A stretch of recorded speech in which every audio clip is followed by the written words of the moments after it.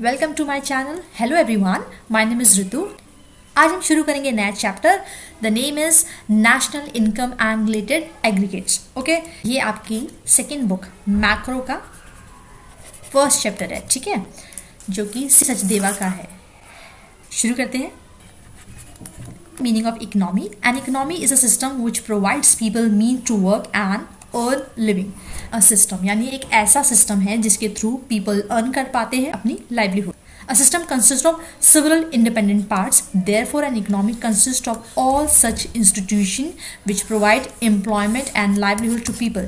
Economy एक ऐसा system है जिसके थ्रू आप अपनी अर्निंग कमा पा रहे हैं, ठीक है, जिसके थ्रू आपको काम मिल पा रहा है। यानी वो सब इंस्टीट्यूशन या वो सिस्टम जिसके थ्रू हम अपनी लाइवलीहुड कमा पाते हैं या अर्न कर पाते हैं, ठीक है, income, that is the economy. इसके दो पार्ट हैं इकोनॉमी के, माइक्रो और एक मैक्रो। माइक्रो जो होता है वो इंडिविजुअली ट्रीट करता है, लाइक एक इंडिविजुअल की इनकम, एक इंडिविजुअल का लिविंग ऑफ स्टैंडर्ड, एक इंडिविजुअल पर्सन का टेस्ट, ठीक है, कंज्यूमर चॉइस। और मैक्रो की बात करें तो ये एज अ होल बात करता है, ठीक है, टोटलिटी बात करते हैं, इंडिविजुअली बात नहीं करते। मैक्रो इकोनॉमिक देखते हैं। Macro economic is that part of economic understood है क्योंकि इसके दो पार्ट्स हैं, मैक्रो एंड माइक्रो। अगर हम एज अ होल बात करें या टोटलिटी की बात करें तो किसके अंदर आएगा? मैक्रो के अंदर। Macro economic is the study of aggregates and average of entire economy. What is the meaning of aggregates? Aggregates means sum of, ठीक है, चाहे टोटल डिमांड हो, टोटल सप्लाई हो, टोटल चॉइस हो, whatever, but in aggregates, in total, right, the deal with macro. आगे चलते हैं। Macro economic. Macro economy is that branch of deal with economic aggregates जिसके अंदर क्या क्या आ सकता है? Income, unemployment, business cycle, inflation, ये सब किसके अंदर आएंगे? मैक्रो के अंदर। अगर अनएम्प्लॉयमेंट की बात करें तो पूरे इंडिया के बेरोजगारों को काउंट करेगा, ना कि सिंगल को। नेशनल इनकम की बात करें तो पूरे देश की इनकम को काउंट करेगा, जिसमें सब होगा, एक पर्टिकुलर की नहीं लेगा, लाइक हरियाणा की इनकम, राजस्थान की इनकम, सबको क्लब करेगा, नेशनल इनकम होगा। यानी जब हम इंडिविजुअली की बात ना कर कर एज अ होल या टोटल की बात करते हैं, मैक्रो इकोनॉमिक के अंदर आता है। बेसिक कंसेप्ट देखते हैं। कंजम्पशन गुड्स क्या होती है? Are the goods and services which are consumed by individual and household for the satisfaction of individual needs and want. यानी वो गुड्स यानी वो वस्तुएं या वो सेवाएं जिनका इस्तेमाल इंडिविजुअल या हाउस होल्ड इस्तेमाल करते हैं अपनी सेटिस्फेक्शन के लिए, अपनी वांट्स को सेटिस्फाई करने के लिए, वो क्या होती है? Consumption goods. कैपिटल गुड्स पर आते हैं। आर द गुड्स और the fixed assets which are used by the firm for further production of goods and services.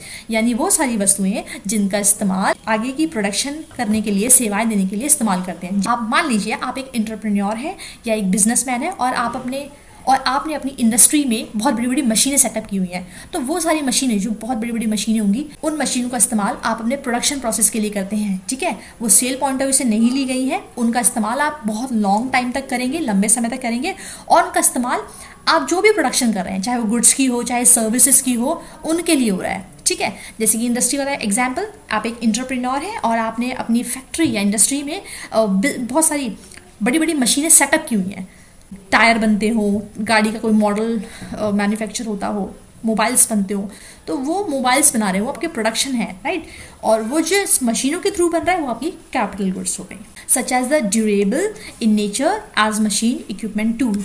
Final goods के बारे में पढ़ते हैं। फाइनल गुड्स क्या है? जो एकदम रेडी हो गई है, यानी प्रोडक्शन प्रोसेस लाइन को क्रॉस कर चुकी हैं, ठीक, यानी रेडी टू सेल है।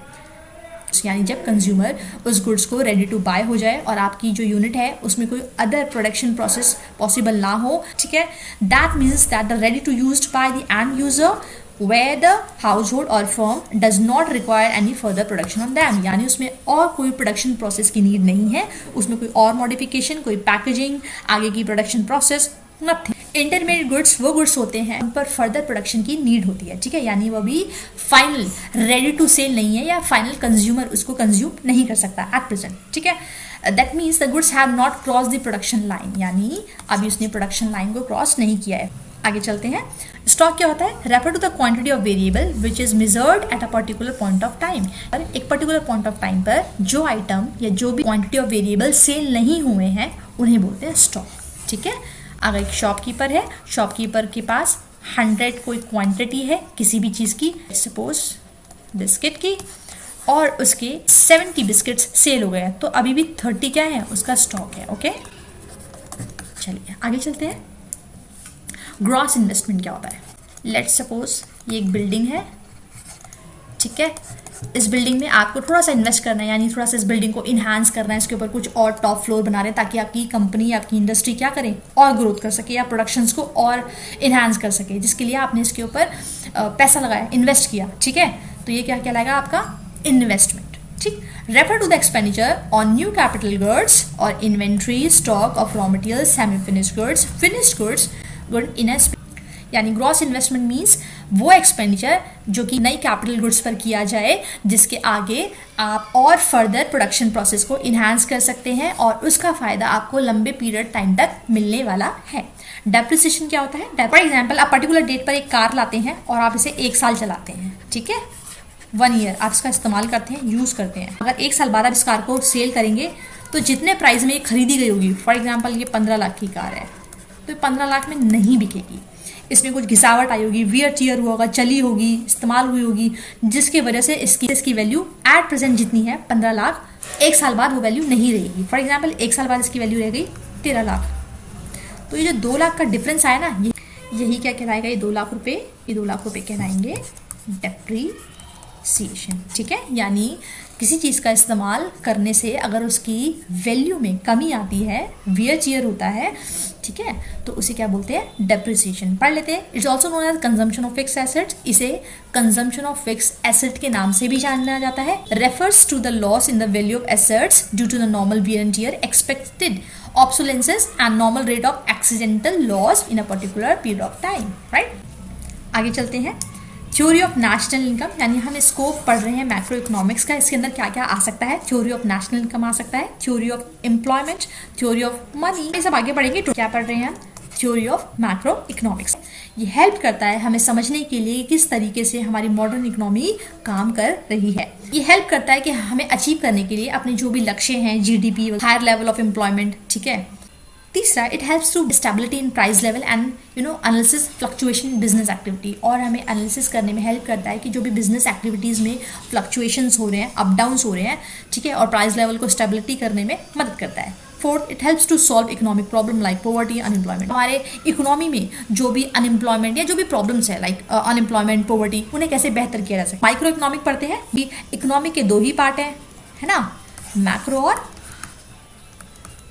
माइक्रो। माइक्रो जो होता है वो किससे डील करता है? इंडिविजुअली, राइट, व्यक्तिगत तौर पर, और ये करता है एज अ होल कंट्री की बात करें, टोटलिटी की बात करें, टोटल की बात करें, एग्रीगेट की बात करें, तो हम किसकी बात करेंगे? मैक्रो की, ठीक।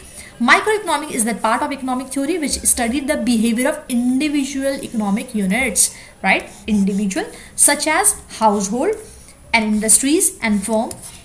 इंडिविजुअली माइक्रो एंड मैक्रो में क्या क्या डिफरेंसेस है? माइक्रो पढ़ने वाले, it is study of individual economic unit, ठीक है, इंडिविजुअली की बात करेगा। It deal with the individual income, individual price, individual output, कुछ भी होगा इंडिविजुअल होगा, राइट, चाहे प्राइस हो, कंजम्पशन हो, डिमांड हो, इनकम हो। The central problem is allocation of resources. Its main tool are demand and supply. इसमें मेन टूल क्या है? Demand and supply. With the help of demand and supply we can determine the price और equilibrium position in an economy. It helps to solve the central problem what, how and whom। ये 3 problem है economy की बात करें, क्या production किया जाए, कैसे प्रोडक्शन किया जाए और किन के लिए प्रोडक्शन किया जाए। इकोनॉमी में ये सेंट्रल प्रॉब्लम, और इनको सॉल्व कर कौन करता है? Micro economy. It discuss how equilibrium consumer, producer और an industry is attain. Example, individual income, individual saving, price determination of commodity, individual farm output and consumer equilibrium. Macro की बात करते हैं। It is a study of economic as a whole और aggregate. अगर totality की बात करें तो मैक्रो, और इंडिविजुअली की बात करें तो micro. Deals with an economy wide aggregates, national income, general price, national output and all. Okay, ये कुछ एग्जाम्पल्स है। दूसरा पढ़ते हैं। It's central problem is determine the level of national income. Okay, इसमें क्या होता है? नेशनल इनकम कैसे कैलकुलेट करनी है, एम्प्लॉयमेंट कैसे निकालना है। मेन टूल क्या है इसमें? डिमांड एंड सप्लाई, बट क्या है? Aggregate demand and supply. Okay, it help to solve the central problem of full and efficient employment of resources in an economy. Fourth one, it is concerned with the determination of equilibrium level of income. Example देखते हैं, जैसे कि आपका national income, national saving, general price, saving एक particular बंदे की ना बोलकर, सेविंग जो बोल रहा है वो एक पर्सन इंडिविजुअली की ना बोलकर टोटल की बोल रहा है, नेशनल सेविंग, नेशनल इनकम। ये चैप्टर हम कुछ पार्ट्स में करेंगे। This is the first part. Thank you so much for watching.